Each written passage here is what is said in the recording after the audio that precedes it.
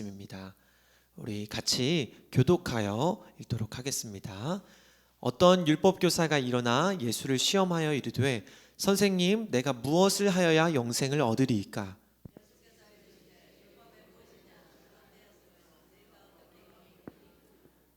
대답하여 이르되 내 마음을 다하며 목숨을 다하며 힘을 다하며 뜻을 다하여 주 너의 하나님을 사랑하고 또 내 이웃을 내 자신과 같이 사랑하라 하였나이다.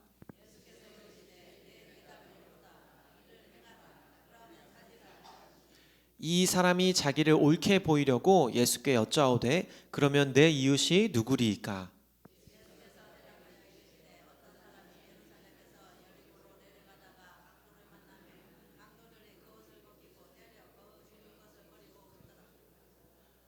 마침 한 제사장이 그 길로 내려가다가 그를 보고 피하여 지나가고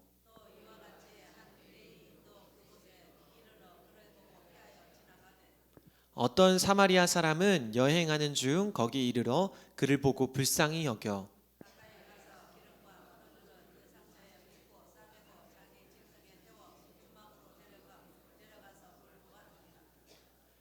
그 이튿날 그가 주막 주인에게 데나리온 둘을 내어주며 이르되 이 사람을 돌보아 주라. 비용이 더 들면 내가 돌아올 때에 갚으리라 하였으니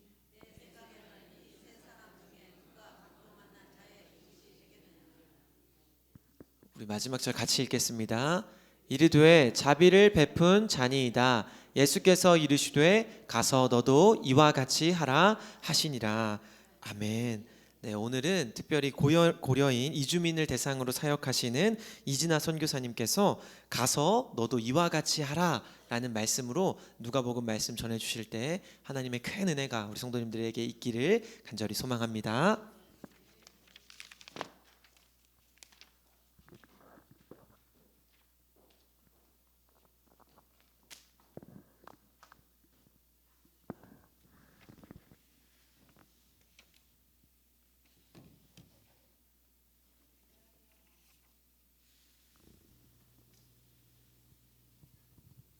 안녕하세요. 화성시 향남에서 이주민 선교를 하고 있는 이진아 선교사입니다. 저희 가정을 국내 이주민 선교사로 파송해 주시고 사역할 수 있도록 기도와 후원으로 함께 해주신 안양 석수교회 담임 목사님과 성도님들께 먼저 감사드립니다. 저는 안양 속수교회에서 부교역자 3호로 8년이라는 시간을 보냈거든요. 저는 교회에 오면 선교사로서의 정체성보다는 부교역자 3호로서의 정체성이 앞서는 듯한 느낌이 있습니다. 그런데 오늘은 설교라기보다 하나님께서 저의 삶을 어떻게 인도해 오셨는지, 그리고 선교사로 어떻게 부르셨고 지금 선교사로 어떻게 살고 있는지에 대한 이야기를 나누고자 합니다.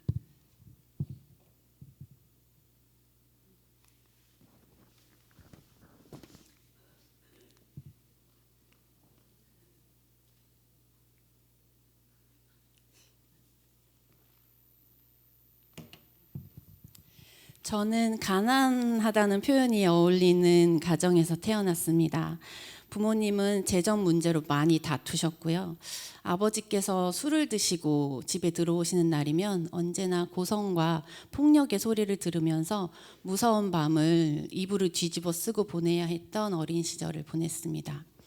재정 문제로 이사를 정말 많이 다녀야 했고요. 이사를 많이 다닌 덕분에 초등학교 1학년 때부터 버스를 타고 학교를 다니는 상황들이 계속 일어났습니다.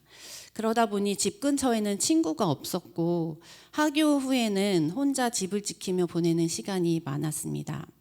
교회도 아버지 고향 교회의 목사님께서 상경하셔서 서울에서 심우하시는 교회로 부모님과 함께 다니다 보니까 초등학교 1학년 때부터 1시간 이상 버스를 타고 그렇게 교회를 다녔기 때문에 교회 친구를 사귀기도 사실 쉽지는 않았습니다. 집에 홀로 있는 시간이 많았던 어린 시절에 저는 정말 많이 심심했는데요. 그 시절 유일하게 저를 살게 해주었던 것은 말씀이었습니다. 그 당시 교회 공과책에 한 주의 성경 읽기표가 있었어요. 매일매일 성경 읽기표에 따라서 성경을 읽고 공과책의 질문들에 답을 다는 그 시간이 제겐 가장 행복하고 즐거운 시간이었습니다. 독서를 좋아하는 저도 아니었고 옆에 함께 놀 친구도 없었고 무료하게 시간을 보내면서 하루 중에 공과책을 펴고 말씀을 읽는 시간만 즐거웠는데 그런 저를 불쌍히 여겨주신 주님께서 그때 저를 만나 주셨습니다. 친구로서의 예수님이셨습니다. 거의 매일 예수님께 편지를 썼던 것 같아요. 예수님 오늘은 무슨 일이 있었어요. 예수님 오늘은 기분이 어때요? 이렇게 일기 대신 예수님께 보내는 편지였습니다. 어린 시절 외로웠던 제게 주님은 친구가 되어 주셨습니다. 그 주님께서 초등부 전도사님을 통해서 선교에 대해 알려주셨습니다. 전도사님께서 선교에 열심히 있으셨던 분이셨고 설교 때마다 선교 이야기를 해주셨었는데 그때 선교에 대해서 처음 배우게 되었습니다. 그때 선교사가 되겠다고 마음먹었던 것은 아닙니다. 중학생이 되어서 더 오랜 시간 교회에 있을 수 있게 되고 또 교회 친구도 생기게 되었습니다. 하지만 여전히 1시간 넘게 버스를 타고 교회를 다니며 평일의 시간을 교회 친구들과는 다른 동네에서의 삶을 사는 저는 그 친구들 사이에 깊이 들어갈 수는 없었습니다. 친구들은 모이면 학교 이야기, 선생님 이야기, 어느 친구네서 자고 주일 예배를 온 이야기 등등 자연스럽게 대화가 이어지는데 저는 그 대화에서는 듣기만 해야 하는 상황이 반복되다 보니까 몸은 같이 있지만 저 스스로 따돌림이 되는 이상한 관계가 형성이 되었습니다. 그 친구들과 잘 지내면서 교회 학생부 임원 생활을 같이 했지만 제 마음 한구석에는 여전히 외로움이 있었습니다. 그때부터 생긴 습관이 무리에 끼지 못하고 혼자 떨어져서 외롭게 있는 이들을 챙기는 것이었습니다. 교회에 새 친구가 오거나 오랜만에 오거나 하는 친구들, 친하게 지내고 싶지만 쉽사리 끼지 못하는 친구들이 언제나 어느 모임에나 있기 마련인데요. 제가 경험을 했던 바이기에 그런 친구나 사람들이 보이면 무시하고 그냥 지나칠 수가 없었습니다. 제가 먼저 그들에게 다가가서 말을 걸고 챙겨주는 습관이 생겼고 그래서 그 친구들이 무리 안으로 들어올 수 있도록 끌어당겨주는 역할을 자연스럽게 하게 되었습니다. 제겐 너무나 큰 용기가 필요한 일이었지만 주님께서 언제나 그렇게 하도록 인도해 주셨습니다.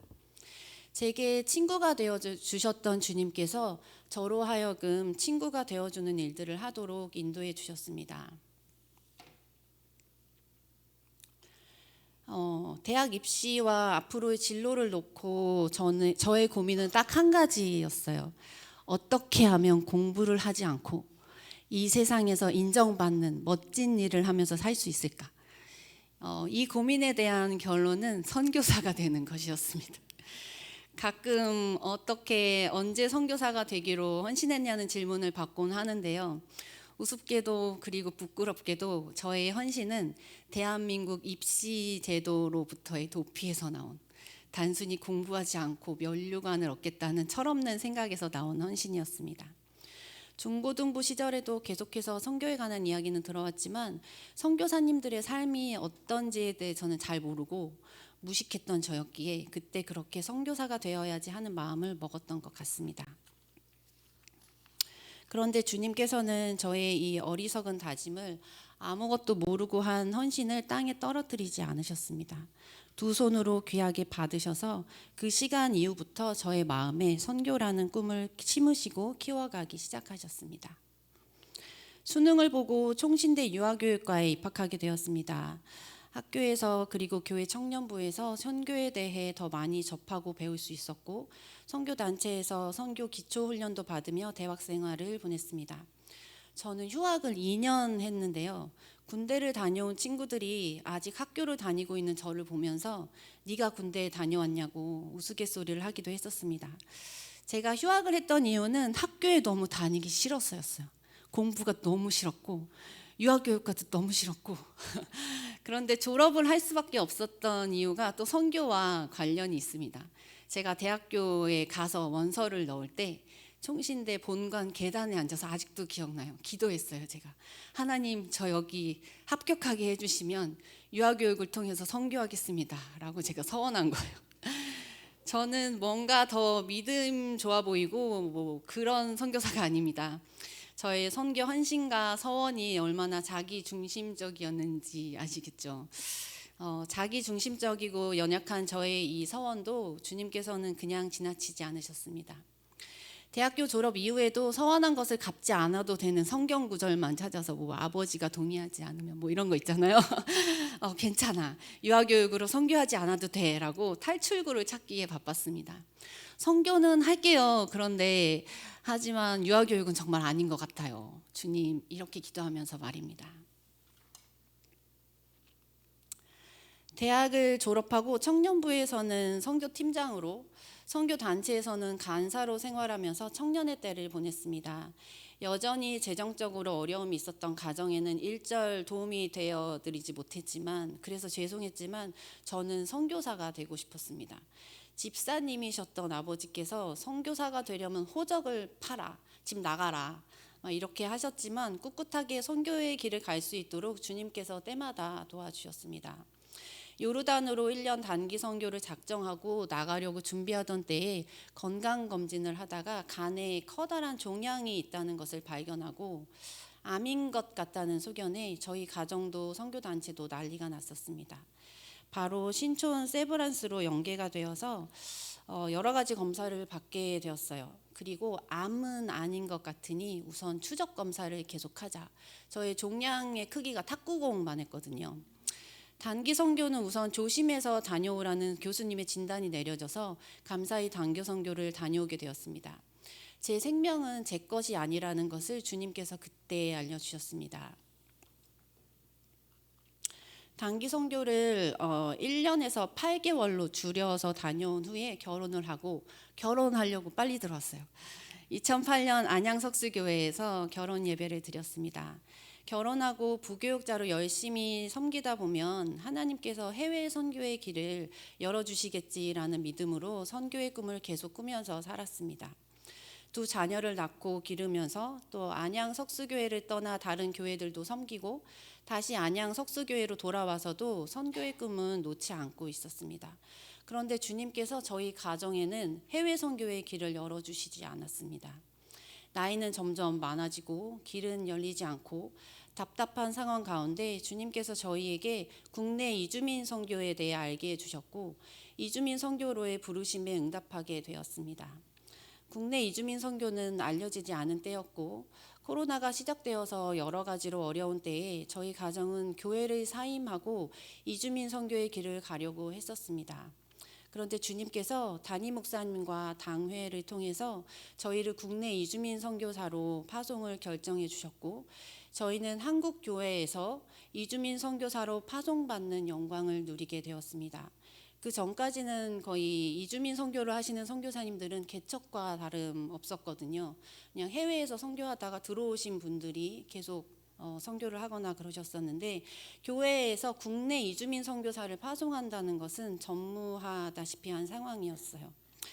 한국교회 이주민 선교에 대한 중요한 획을 긋는 일을 안양 석수교회와 성도님들이 하신 것이기에 자부심을 가지셔도 좋을 것 같습니다. 다시 한번 이 자리를 빌어서 부족한 저희 가정을 파송해 주시고 이주민 선교에 함께해 주심에 감사를 드립니다. 코로나가 극심하던 2020년 12월 31일 그리고 2021년 1월 1일 송구영신 예배 온라인 예배를 통해서 저희 가정은 이주민 선교사로 파송을 받았습니다. 향남에서 사역을 하시던 고려인 선교사님과 연결이 되어 저희는 향남으로 이사를 했고요. 고려인과 다문화 가정의 자녀들을 위한 사역을 준비하며 담임 목사님의 권유로 GMS 선교훈련을 받게 되었습니다. GMS 선교훈련을 받으려면 건강검진이 필요한데요. 그 건강검진에서 갑상선 암이 또 발견되었습니다. 간암인 것 같다는 선고를 들었었고 결국에는 주한이를 낳고 간의 종양이 더 커지고 다른 작은 종양들이 많이 생긴 것이 발견되어서 간 절제 수술을 했던 제게 사실 갑상선 암 선고는 그다지 놀랄 일은 아니었습니다. 주변 분들은 난리가 났었지만요. 저는 갑상선 암입니다. 빠르게 수술 날짜를 잡는 게 좋겠습니다. 라는 의사 선생님의 말씀에 해맑게 웃으면서 수술은 선교 훈련이 끝나고 받아도 될까요? 라고 질문을 했었습니다.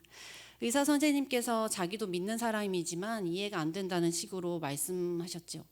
그러나 하나님께서 제게 하나님이 나를 데려가시려고 암을 발견하게 하셨겠어? 낫게 하시려고 발견하게 하셨겠지. 지금 선교를 준비하는데 라는 믿음을 주셨던 것 같아요. 결론적으로 선교훈련이 다 끝나고 저는 6월에 갑상선 제거 수술을 받게 되었고요. 이제 호르몬 약을 평생 먹어야 하는 몸이 되었습니다. 갑상선 암 선고가 내려지고 주님께서 제게 계속 해주신 말씀이 있었습니다. 진아야, 나는 하나님이야. 너는 피조물이고. 내가 하나님이야. 너는 피조물이야. 계속해서 성경 말씀과 상황들을 통해 주님께서 말씀해 주셨습니다. 선교는 내가 하는 거야. 네가 하는 게 아니야. 너는 그냥 따라오기만 하면 돼. 라는 말씀이셨습니다. 저는 간에도 문제가 있고 갑상선도 한쪽에 3분의 1만 남아서 제 기능을 못하는 사람이라서 절대 피곤하게 생활하면 안 되는 사람입니다. 선교사로서의 큰 걸음을 뗄 때마다 중요한 일이 있을 때마다 사단은 저의 연약함을 이용하여 공격하였지만 그때마다 하나님께서는 분명하게 제게 말씀해 주셨습니다. 내가 하나님이야. 네가 하나님이 아니야. 너의 열심으로 하는 게 아니야. 나의 열심이 이를 이룰 거야. 선교 파송을 받은 후 1년 차의 시기에 훈련을 받고 수술을 받고 몸을 회복하는 시간을 보내며 1년을 지났습니다. 그리고 2년 차에 한 15평, 16평 정도 되는 공간에 드림허브 이주민 센터이자 사자와 어린 양 작은 도서관을 개관하게 되었습니다. 성도님들의 기도와 후원으로 이주민 선교회 장이 마련되었습니다.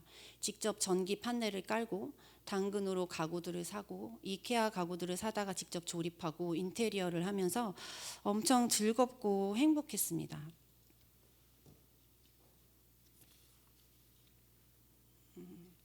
발품을 엄청 팔았지만 필요한 것들이 하나씩 채워지는 것을 보면서 주님께 감사했습니다.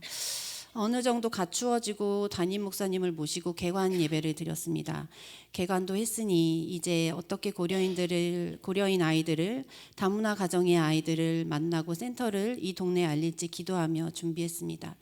전단지를 만들어서 동네 모든 우편함에 꼽고 다니기를 몇 번씩 반복하고 골목골목을 다니며 만나는 이들에게 전단지를 나눠주고 한국어 교실이 시작되고 헌신해 주시는 분들을 통해 문화 교실이 열리면서 조금씩 아이들이 오기 시작했습니다.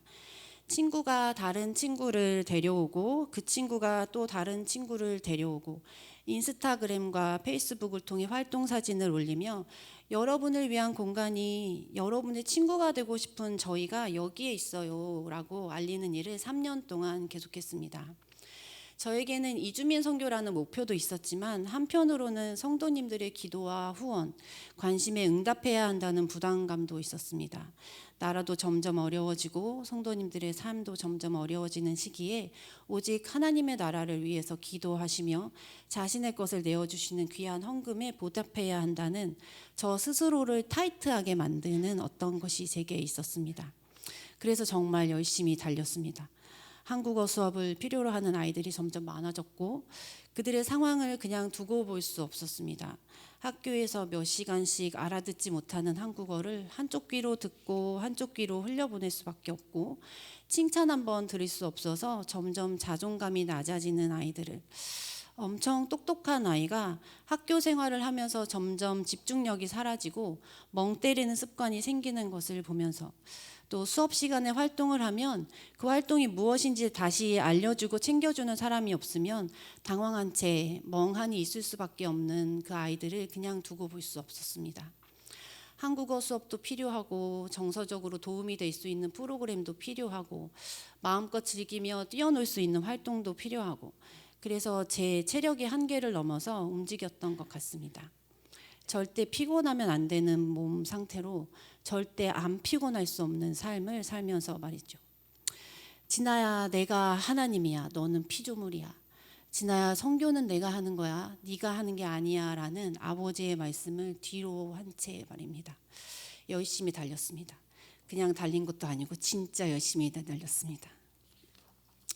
사역하며 에너지를 다 쓰고 가정으로 돌아와 제게 맡겨주신 자녀인 주한이와 주아를 돌볼 여력이 없는 가운데 사춘기를 보내던 아들과 엄마의 사랑을 고파하는 딸을 위해 없는 에너지를 쥐어짜야 하는, 그렇지만 대부분 자녀들을 방치할 수밖에 없는 한계에 어려운 마음을 가진 엄마로서의 삶을 또한 살았습니다. 언제부터인지는 정확히 기억하지 못하겠어요. 수업 중에 숨이 안 쉬어지고 가슴이 답답하게 조여오는 증상들이 조금씩 나타나기 시작했습니다. 아, 내가 너무 힘든가 보다, 피곤한가 보다, 스트레스를 많이 받고 있나 보다, 이 정도까지만 생각하고 넘기고 또 넘겼었어요. 근데 수업 중이 아닐 때도 그런 증상들이 나타나기 시작했고 1년 하고도 한참을 지나 그것이 공황 증세라는 것을 알게 되었습니다. 제게 공황이 올 거라고는 한 번도 생각해 본 적이 없었는데 뭔가 좀 슬프더라고요. 그리고 중요할 때마다 주님께서 해주셨던 그 말씀 앞에 다시 서게 되었습니다. 진아야, 내가 하나님이야. 선교는 내가 하는 거야. 네가 하는 게 아니야. 제가 하나님보다 자꾸 앞서니까 하나님의 열심이 아닌 저의 열심으로 내달리기만 하니까 제가 멈출 수 있도록 경고해 주셨습니다. 공황 증세가 여전히 가끔씩 나타납니다. 멈추라고 말씀해 주십니다. 너무 내달릴 필요 없다고, 천천히 가도 된다고, 쉬엄쉬엄 그냥 내 뒤를 따라오면 된다고 주님께서 제게 말씀해 주십니다. 이렇게 주님께서 큰 일들을 통해 반복해서 말씀해 주셔도 정말 자기중심적으로 나의 열심으로 내달리는 저입니다. 얼마나 어리석은지 모르겠습니다. 저는 선교사라고 불릴 만큼 거룩하지도 않습니다. 교회에서는 사모로 또 선교사로 조신하게 행동하고 말하려고 노력하지만 실제 삶은 그렇지 않습니다. 고려인 아이들을 엄청 무지 진하게 사랑하는 것도 아닌 것 같아요. 어쩌면 제가 어린 때부터 외로웠고 그 외로웠던 제가 외로운 아이들을 그냥 보고 지나칠 수 없는 그 습관으로 아이들을 돕고 만나는 것일 수도 있습니다. 저는 저의 이 열심이 지금까지의 사역을 이루어 왔다고 생각하지 않습니다. 그렇게 생각해서도 안 되고요. 하나님의 열심으로 하나님 나라를 위해 기도하시는 이 자리에 계신 성도님들의 기도를 통해, 그리고 귀한 헌금을 통해, 그 헌신을 통해서 지금까지의 사역이 이루어져 왔음을 저는 압니다. 주님께서 저희 부부에게 이제는 교회를 시작해야 한다는 부담감을 주셨고 2024년 작년 12월 21일 크리스마스 전 토요일에 크리스마스 리스 만들기 활동과 치킨 파티를 하면서 아이들을 허브교회, 저희 교회 이름을 허브교회라고 지었거든요. 허브교회 복음 놀이터에 초대했습니다. 그리고 22일 주일 복음 놀이터를 준비하고 아이들이 오기를 기다렸습니다. 약속된 시간이 지나가는데 도서관 밖에는 개미 한 마리 보이지 않던, 그래서 불안하던 그때에 저기 멀리서 1학년 때부터 한국어 교실에 참석했고 도서관에서 열리는 프로그램들에 적극적으로 참석했던 지금은 4학년이 된 소피아라는 친구가 어린 동생의 손을 잡고 도서관으로 오는 거예요. 얼마나 감사했는지 모릅니다. 성도님들께서 저희 센터에 교회가 세워지도록 간절히 기도해 주셔서 그 기도의 응답으로 첫 예배에 아이들이 왔습니다. 이후 지금도 한국어 수업을 듣고 있는 4학년 박소피아와 한국어를 배우고 여러 가지 프로그램에 참석했던 또 4학년 셋이 친구예요. 에바라는 친구가 나름대로 꾸준히 주일마다 11시 30분이면 허브교회 복음놀이터에 참석하고 있습니다. 어떤 주일은 한 명만 참석하기도 하고요. 어떤 주일은 김소피아 그 동생까지 4명이 참석하기도 하지만 예배가 끊이지 않고 계속되었습니다. 이번 3월 둘째 주 70주년 기념 예배 때 제가 저희 허브교회 복음놀이터, 저는 저희 아이들 예배를 드려야 되니까요. 그래서 기념 예배에 참석할 수 없는 상황이었는데 그날 당일이 그 에바라는 친구의 생일이었던 거예요. 그래서 그 친구들 3명이 몽땅 엄마가 준비한 생일 파티로 다른 지역으로 놀러 가서 처음 복음 놀이터가 쉬게 되었습니다. 그리고 저는 70주년 기념 예배에 참석해서 은혜를 누릴 수 있었습니다.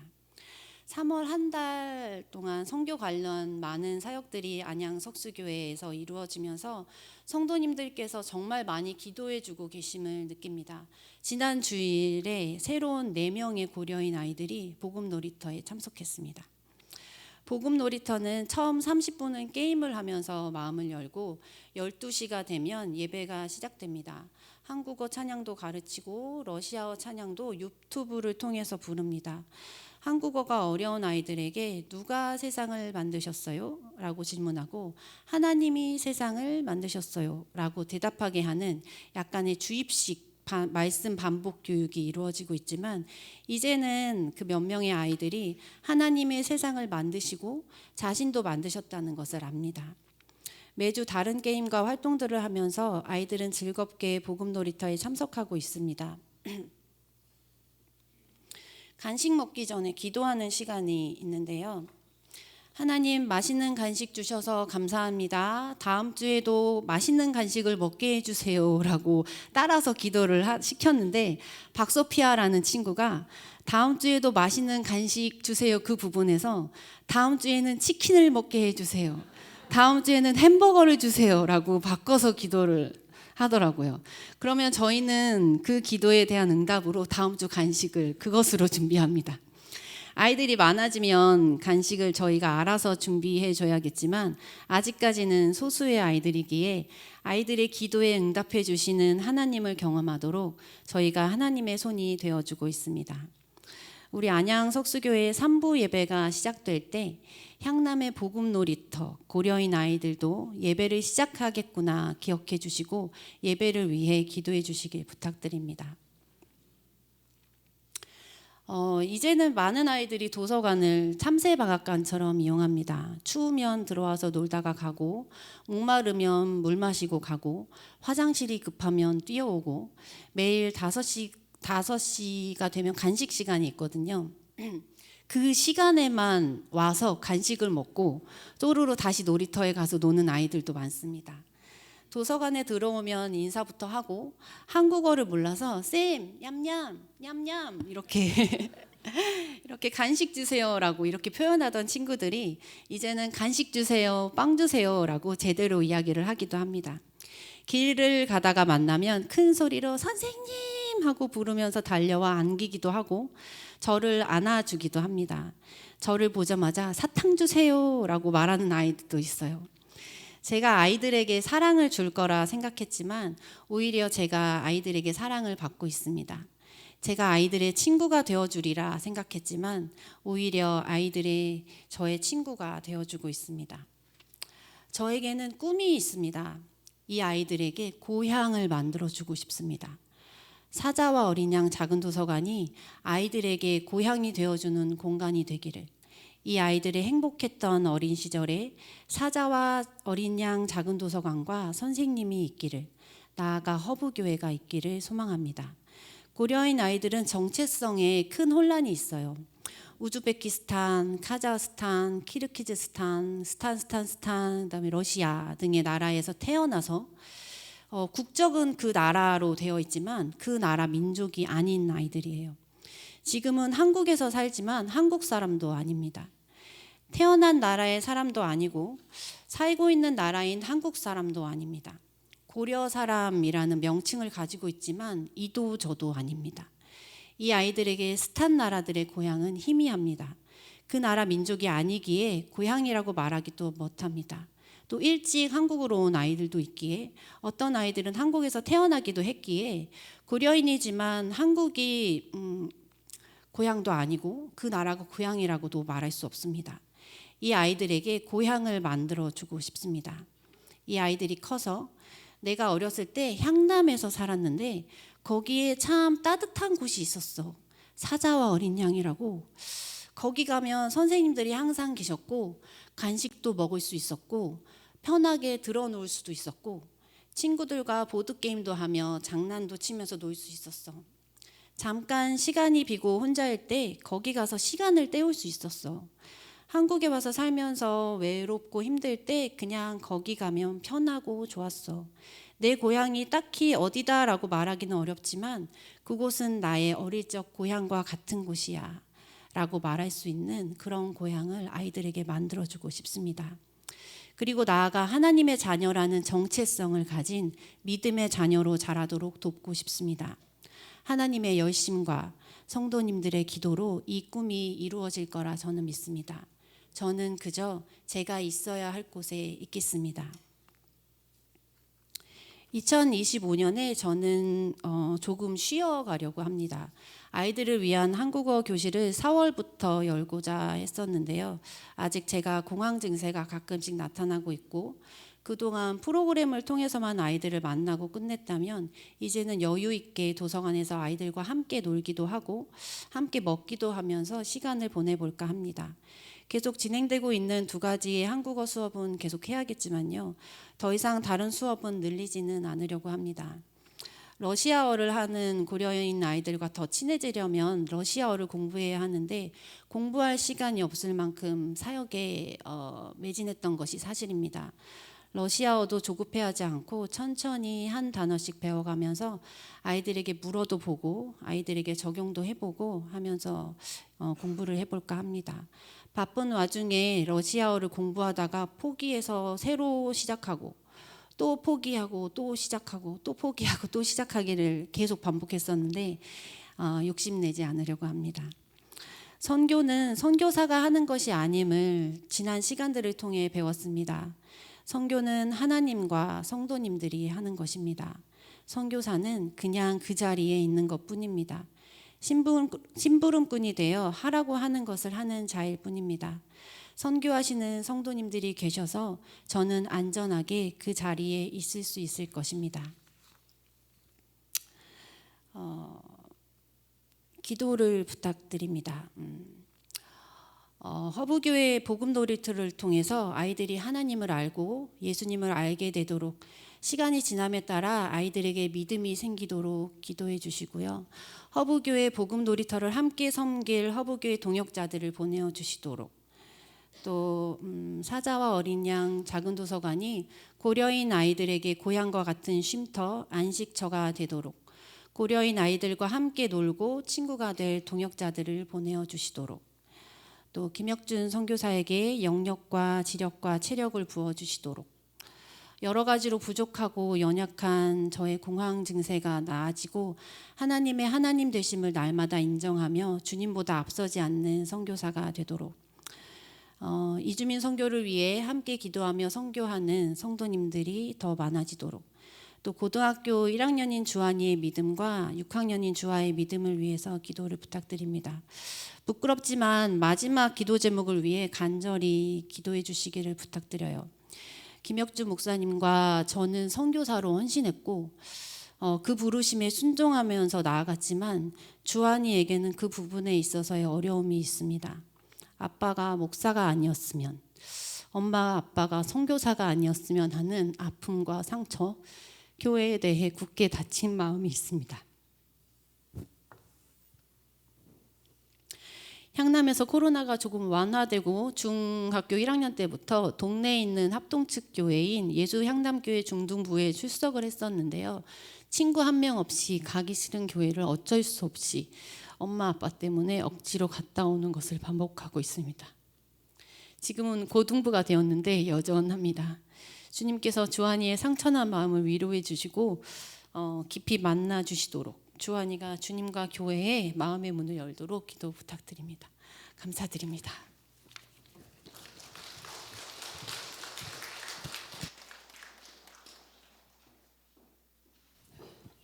네, 첫 번째 기도 제목으로 다시 한번 좀 띄워주시고 우리 선교사님께서 이렇게 얘기해 주시면서 이 기도 제목을 같이 공유해 주셨습니다. 한번 쭉 읽어 주셨는데 우리 기도 제목을 기도하면서 계속 앞에서 띄워 드릴 거예요.